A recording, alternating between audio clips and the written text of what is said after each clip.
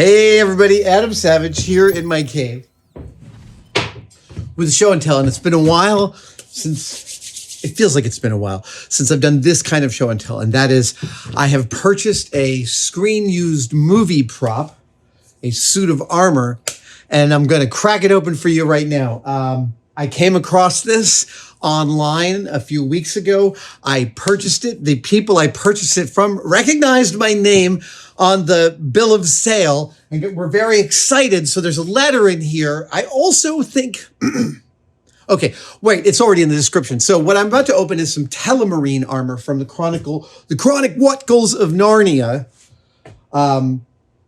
a film series heavily worked on by my friends at Weta Workshop, I don't know if they built this costume specifically. I literally just got it like half an hour ago, and I just thought, okay, I'm going to wipe what I'm doing for the next hour. I'm just going to open this costume because I'm very excited. Here it is. It came. Oh. It's a big box. It's a big box. Here, let's move this here. All right. Yeah. Props, it says. My UPS guy was like, what did you get? And I said, well, I think it's a prop. And he's like, boots. It says boots. I'm like, I don't think I ordered boots that were that big. That is fabulous. So, I ordered from them a sword. So I've got a Telemarine sailor sword from the Voyage of the Dawn Treader. They haven't done the Magician's Nephew yet, have they? That is without a doubt the most upsetting and amazing of the Chronicles of Narnia books. But what I have here is this really sweet letter from the Logos Theater. Logos, Justin and the Academy of Arts Logos Theater puppetry team. This is awesome. Taylor's, South Carolina. Here the letter says, Justin Swain, puppet master, has written and said, we are so pumped to see your name on this purchase because of the influence you've had on our organization, the Academy of Arts Logos Theater, but more specifically on our puppet master, Justin Swain. He took a quick video to say thanks, to share just how much he's been impacted by you and the team at Tested. That's amazing. We'd love to have you come see our collection of Narnia assets in person. We'll be remounting the horse and his boy this summer and the silver chair in the coming year as theater shows. Oh, wow. If you can find the time, they'd love to. Oh my God, look at this. Are these Ents that you made? No, they're, oh, wow. Oh, okay, sorry. There's some amazing photos here. Holy cow, look at Aslan. Clearly, I need to know more about this place. That's very exciting. Logos Theater and Academy of Arts. Yeah, we'll talk after this video. So what I have here, like I said, is some Telemarine, a sword. Here is the sword. With the sword belt. I know that's called a thing, and I can't remember what it's called. The frog? Is that what it is? It does that? Yeah. Nice. See, this feels to me like Weta work, but I could be wrong. I have a Weta-built Chronicles of Narnia sword. That's from a different film. Yeah, I'll have to find out. Okay, so there's the sword. We have a helmet, which is actually made of steel. That's impressive. Then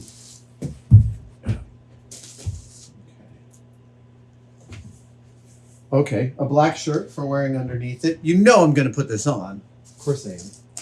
I'm going to open all this very carefully. Ooh. This is so pretty. Oh. Okay, this is really beautiful.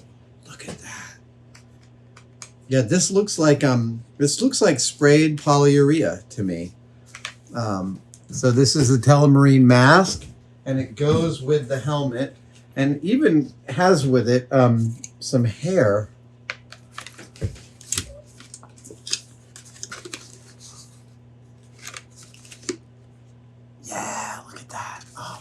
This is lovely. This is super. Okay, first of all, this is really neat. That's steel. This is truck bed liner. It weighs nothing. It's you got to make stuff comfortable for actors. That's the thing about armor in movies.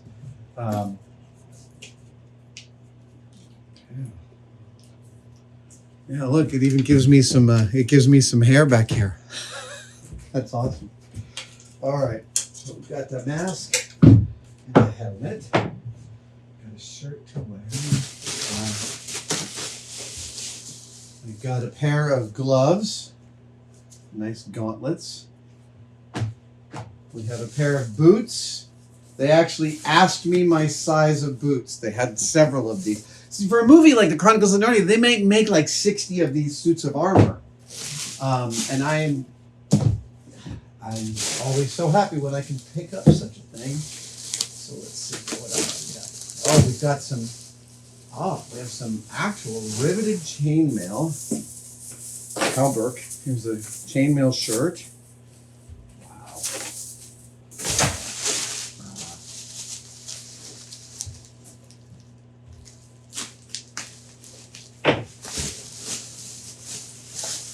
Ooh, oh, okay. These are shin guards. Goes with the boots. Let me put this stuff.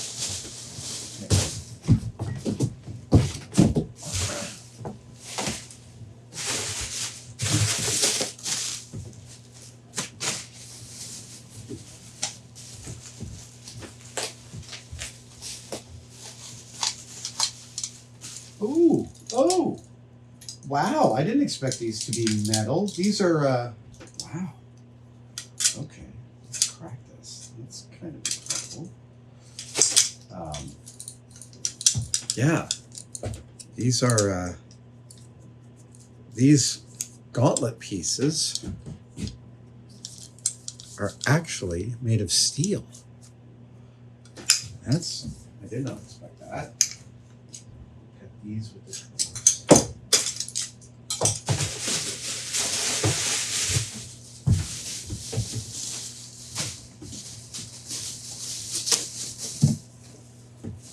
We have all right, this is a vest that go over, or, whoa, wow. There's like 3 things that cover your chest here. Okay, so here's some pants. Here's some breeches. We have some other breeches. 2 pairs of breeches. Interesting. Okay. The names of the actors in them. Amazing. And then we have, wow, look at this beautiful thing. Holy shit. A truly incredible bit of plate mail armor.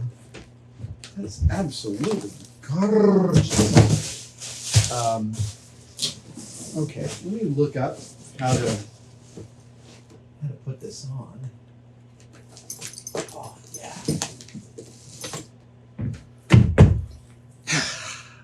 Right. I'm gonna get a certain amount on off camera. So, it's note with costumes, it's always better to put the boots on and lower half of the body stuff on first, because bending over once you're wearing armor on your chest is harder. Here we go. Those boots fit like a glove. These are great. Okay, so now we've got these Shin Protectors.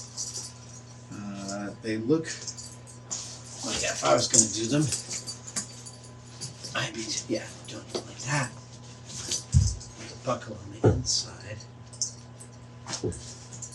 The leather work on these is really lovely. I must tell you, it's really spectacular. Oh, and the other one.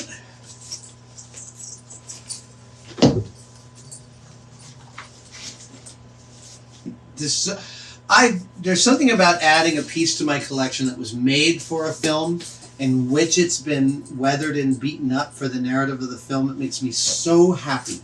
It's like one of my favorite kinds of armor, and it is the least, like, you know, there's no accuracy here. This is built by a production designer for a film.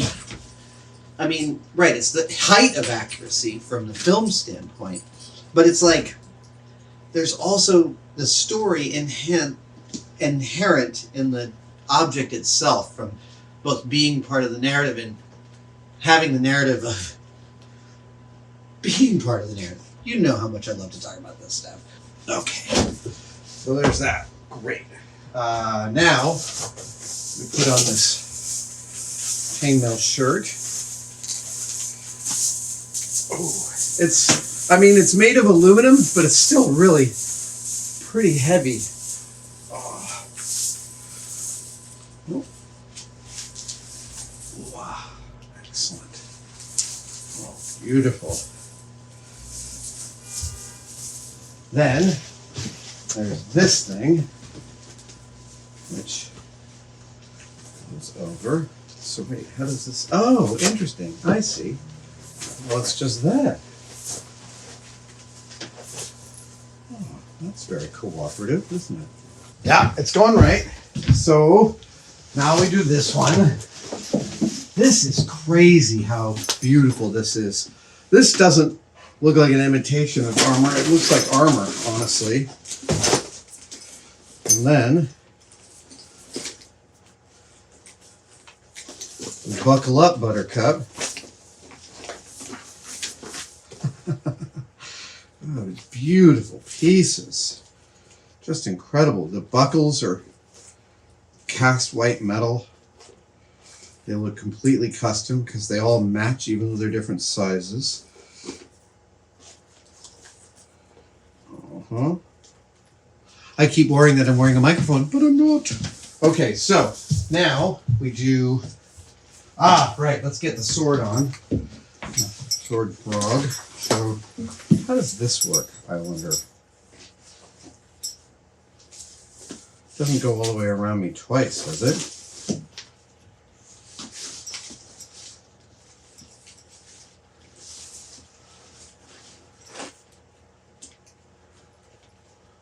Huh. Okay, there's that. But wait, how does that stay? Hey! It's not quite like that, is it? Or does it go through this thing? Wow. Okay.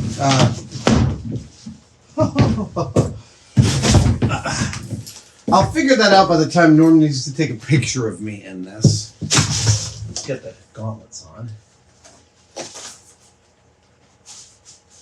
Oh, yeah?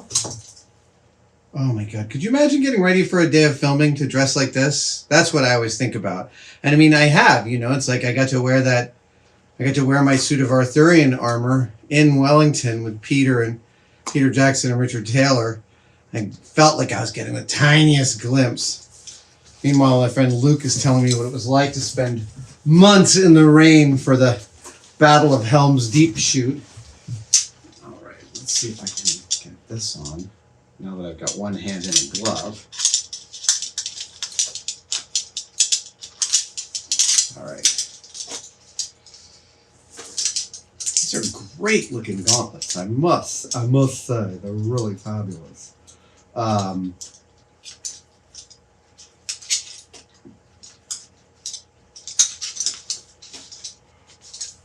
I mean, very comfortable. It looks darn good.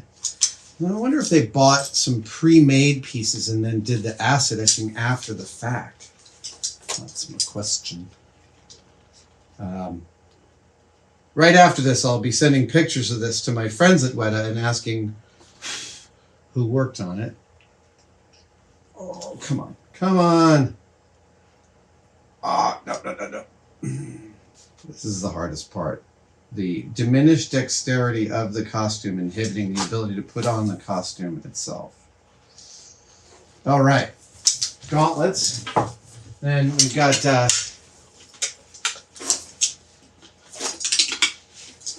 the helmet with a toupee, because those Telemarines, you know, they like their toupees. clearly. Dude, a fantastic suit of armor to add to my collection.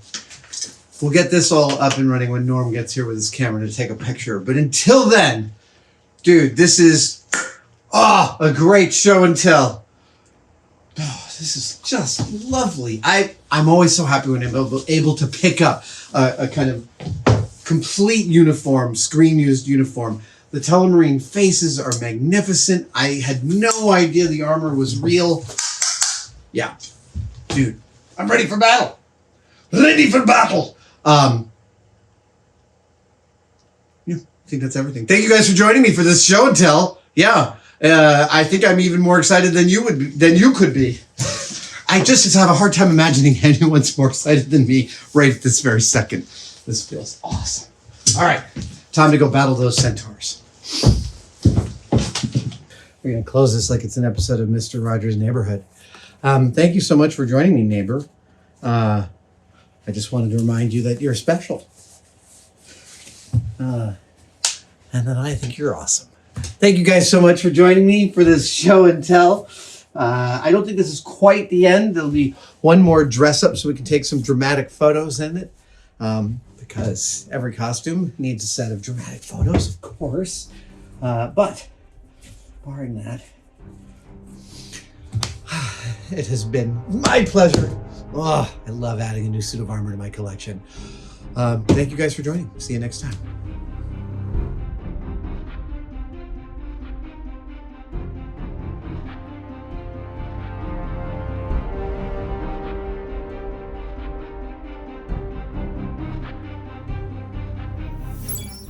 One of the things I love about this channel is that we don't make how-to videos so much as we make what happened videos. And what almost always happens are mistakes and screw-ups. In fact, they're completely integral to making and honestly to being a person. And to celebrate this, Tested has a new batch of demerit badges for the screw-ups you will encounter in the shop. From left to right, we have touching your paint job, assembling things backwards, losing a tiny screw or part, gluing your fingers together, and smashing your thumb. And frankly, if you haven't done both of these, even if you're not a maker, I just don't feel like you've experienced enough of the world. I'm not saying get out a hammer and smash your thumb, but I will tell you that the blacker your fingernail after the injury, the less it's gonna hurt in the long run. I almost forgot, these make excellent additions to your shop apron, and they are available at tested-store.com.